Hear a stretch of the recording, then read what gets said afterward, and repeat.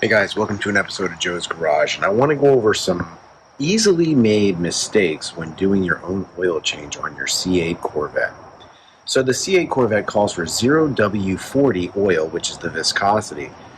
Many people may make this mistake and get this one, which is for European car formula. It is 0W40.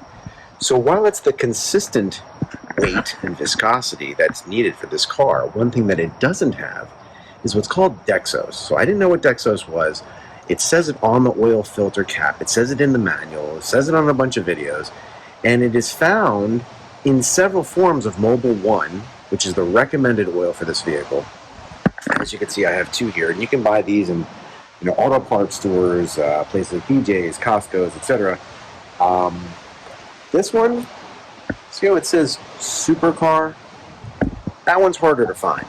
You may be able to find it on Amazon. I'll keep a link in the description below.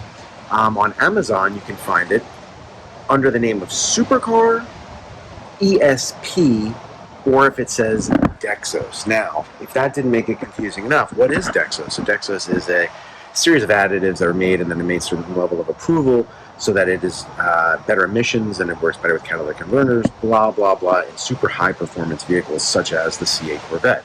Here's the thing. There's Dexos 1, there's Dexos 2, there's Dexos 3.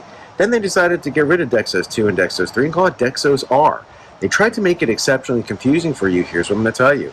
Make sure when you do the oil change for this car that it is the SuperCar version or the ESP version or the one that has the Dexos label on it. So you're saying, well, what if I want Dexos 1 or Dexos 2? Technically, the Corvette car requires Dexos 2. I think you can get away with Dexos 1, don't quote me on that, nor do I take any responsibility if you put it in and screws things up. It requires Dexos 2, and this one, the SuperCar version, has Dexos R, which actually is Dexos 2. They just made it really complicated unnecessarily for people. So I hope that clears up a bunch of stuff. Now here's the kicker. Okay, you ready for this? The oil filter that you're going to have to change with this when you do your oil change, if you do it yourself, the AC Delco oil filter is the PF64. It's blue, it's a little bit wide, it's a good filter, it does a great job. It's a spec filter for this car.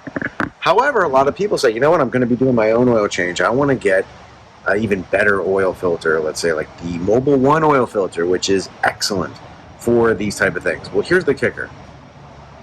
I kept the tab. This is the label of the one that you want, okay? M1114A. And here's the kicker about this. If you go into an auto parts store to get this filter, they list that the C8 Corvette takes the M1113A, but that is incorrect.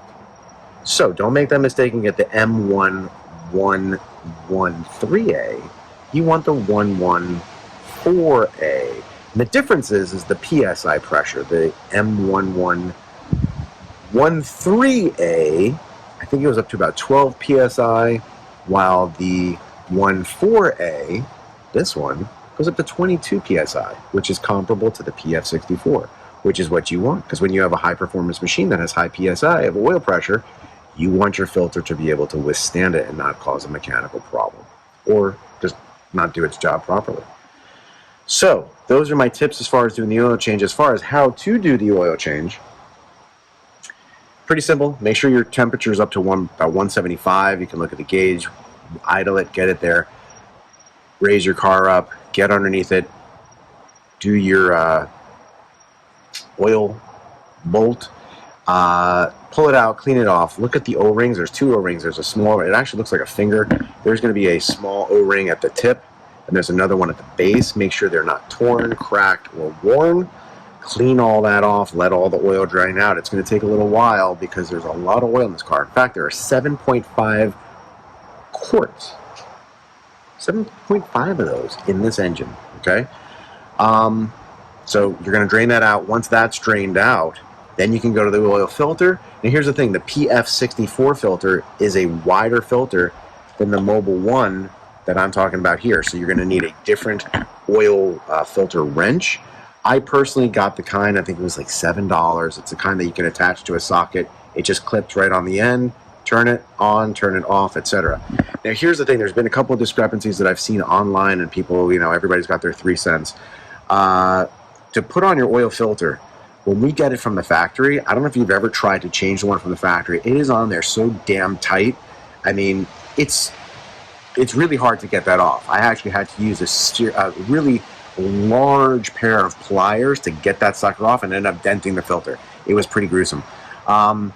According to everybody online, or the people that I've read, is that you want to get it in onto where it meets the gasket, and once it meets the gasket, turn it 3/4 of a turn. Could you go a full turn? Yeah. I mean, obviously the last one was on there. It was really, really tight. But to not crack that gasket, turn it on about between 3/4 and a full turn, and that should be snug and good and not going to go anywhere. 2 other little secrets when you're doing your oil change. Just to make things a little bit easier, I fill my oil filter pretty much to the top with the new oil. Kind of just primes it, gets it ready. You're going to see bubbles come out, some air come out. Primes it, gets it ready to accept it, and plus it doesn't have to push it through. Then I carefully put it up, turn it on, and you should be good to go. Also, make sure you use a little bit of the oil that's there, put it around the gasket to just make a really good seal. Also, make sure you clean off any excessive oil that spilled, splattered, or came out, and your oil change is done.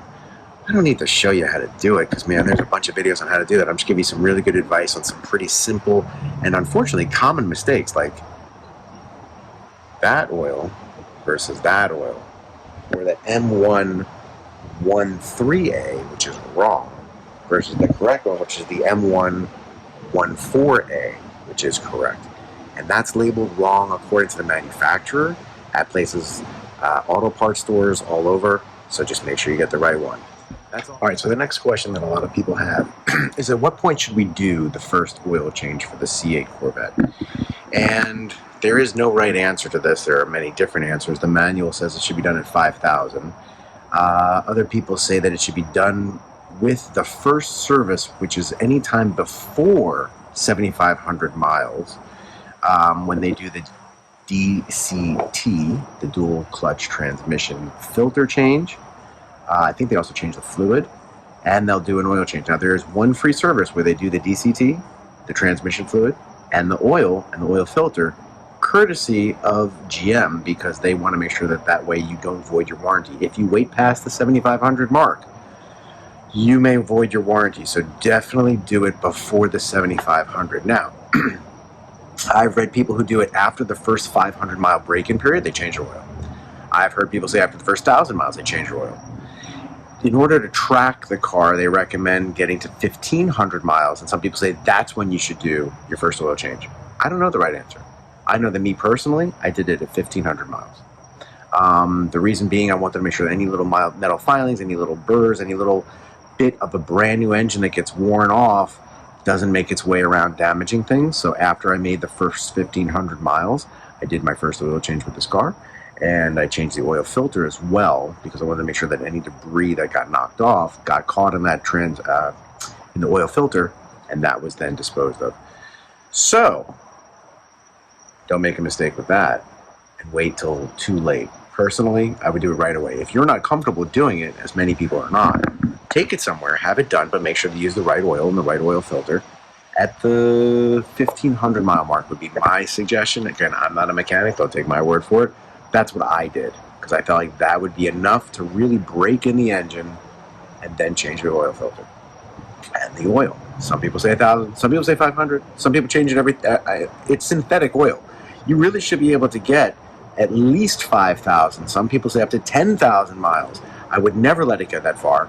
I would do it every 5,000 miles at the bare minimum, maybe even a little bit sooner. Some people say I still stick to the 3,000 mile recommendation from days past when it was a non-synthetic oil, but now it's synthetic. You can get much more life. There's a lot more additives. There's things in there that make this stuff work really, really well for your engine. So 7,500 is the, I guess, industry standard, if you will, but I wouldn't let it go past 5,000.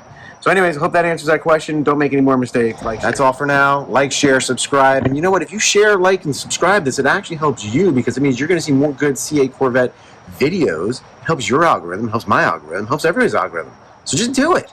Thanks. See you later.